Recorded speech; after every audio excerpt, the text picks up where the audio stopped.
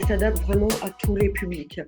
Donc, moi, j'utilise en cours, donc en séance. C'est mon support, en fait. Donc, j'ai la possibilité d'avoir un tableau numérique ici chez Laser. Donc, du coup, je peux utiliser la plateforme et j'utilise les séances comme cours. Là, par exemple, c'était sur mon parcours FLE, avec mon public FLE. La première séance, c'est aussi apprendre à se présenter, utiliser les bons mots, les bons termes. Donc, j'ai pris comme support la vidéo, comment se présenter. Donc, je me suis connectée à Gérip, j'ai laissé passer la vidéo pour que les apprenants écoutent. Voilà, donc la vidéo se déroule et ensuite j'ai fait la séance avec mes stagiaires, comment se présenter, quels termes utiliser. Ils se sont mis ensuite en binôme avec des petits jeux de rôle. Voilà, ça c'est une première manière d'utiliser Gérip. Ensuite, je l'utilise en salle, donc sur site. Donc là, les jeunes se connectent sur leur espace et je me connecte également sur le tableau numérique. Ça suppose qu'en amont, j'ai distribué le travail, donc le parcours sur l'espace numérique du jeune. Là, l'exemple, c'était un parcours d'inclusion numérique. Donc, j'avais des débutants en numérique. C'était l'utilisation de l'ordinateur. Là encore, ils se sont connectés sur l'exercice. Je me suis connectée sur Gérip et j'ai fait la séance. Donc, ils suivaient à la fois sur leur espace et en même temps sur l'écran.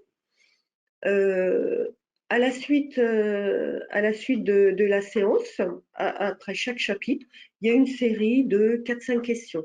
Et là, à ce moment-là, le stagiaire peut répondre aux questions en direct.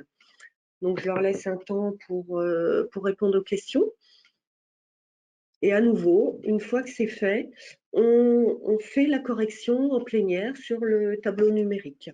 Donc, là, c'est la troisième manière, donc la classe inversée. Alors, pour faire un petit rappel, la classe inversée, c'est découvrir la séance seule, donc à la maison. J'envoie des exercices sur leur espace personnel et ils travaillent à la maison à distance. Mais ça suppose une bonne préparation pour rassurer les apprenants et pour savoir ce qu'ils vont trouver. Donc, avec mon groupe de FLE, donc là, j'ai décidé en fait de faire une classe inversée sur le calcul, les additions, soustractions, parce que, bon, bah voilà, dans n'importe quel pays, 1 plus 1, ça fait toujours 2. Donc, voilà, même si on a du mal à parler, même si on a du mal à comprendre, les mathématiques, c'est des choses qu'on peut faire. Donc, du coup, il faut vraiment, quand même, c'est un petit conseil, bien préparer les stagiaires à cette séance. Voilà, donc j'envoie le travail sur sur l'espace apprenant, comme on a vu là. Après, l'apprenant va aller dans mon suivi d'activité. Exactement. Ils vont faire ça à la maison. Et puis moi, ensuite, après, donc en distanciel, et ensuite, je vais regarder les résultats et voir ce qu'il faut réajuster à la séance suivante sur site. Alors, juste pour vous montrer comment on peut réajuster. Alors, là, vous êtes sur votre espace formateur. Vous allez aller dans Mes apprenants. C'est là où vous allez retrouver les apprenants que vous accompagnez. Bon, là, c'est mes apprenants fictifs. On va dire, par exemple, Jean-Pierre Dupont. Ce qui m'intéresse, c'est de voir la réalisation des activités qu'il a effectuées. Pour cela, vous allez cliquer sur le camembert, prescription et résultats. Et au milieu, vous allez cliquer sur Historique des prescriptions, où là, vous allez pouvoir avoir le détail de toutes les prescriptions envoyées à l'apprenant en question. Et pour faciliter la lecture, vous pouvez filtrer par status de l'activité, si elle est non commencée, en cours ou réalisée. Donc là, c'est un exercice qui a été réalisé. On sait que c'est un exercice, parce que vous pouvez aussi filtrer par contenu. Donc c'est un exercice, ce n'est pas un parcours ni une évaluation. Donc, je vais cliquer sur exercice. Et là, vous allez avoir l'activité, et vous pouvez voir les résultats. Donc là, vous voyez tous les items qui correspondent à illustrer des réalisations positives. Donc là, c'est juste un exemple. Là, tout est bon, mais si jamais il y a une activité qui est erronée, elle va apparaître en rouge.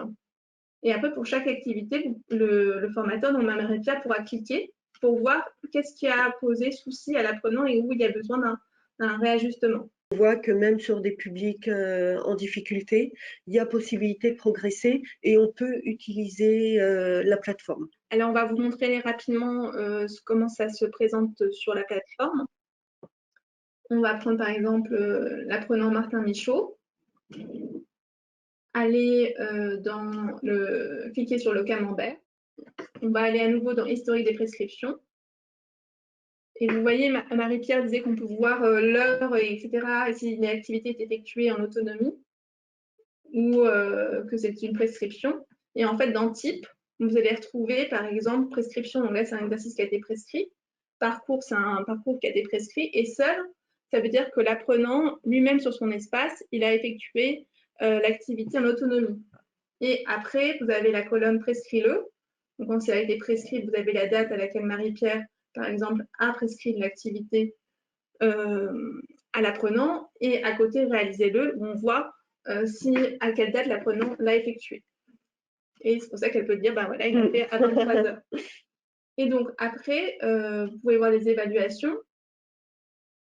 Et c'est là où on peut voir si la personne a augmenté ou pas son évaluation.